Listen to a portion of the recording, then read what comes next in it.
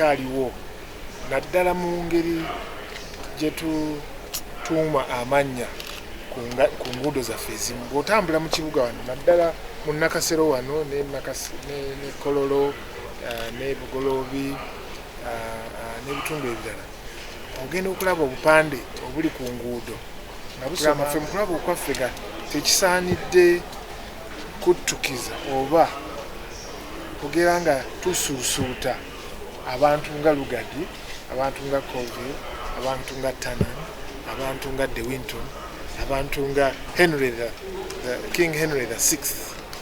Amannya ago gonna nga bwembalaza ebifaananyi wali mu lukunga Bangereza abantu abasinga obungi wano e Uganda tebabamanyi, tebabajjukira, tebamanyi na byafaayo byabwe.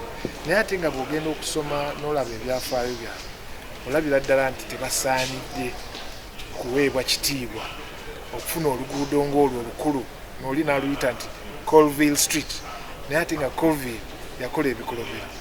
Kati nno kyemba nnyonnyodde mu kanso nti ebibuga ebirala katugambe nga Nairobi bittukiza nnyo abannansi, abantu abakoze ebintu eby'amaanyi.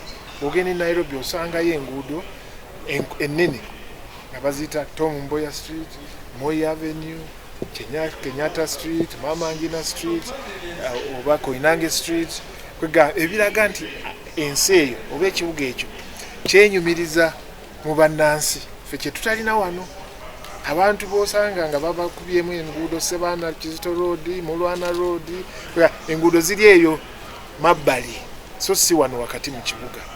Ndowooza nti ekiseera kituuse tulowooze ku nsonga eyo.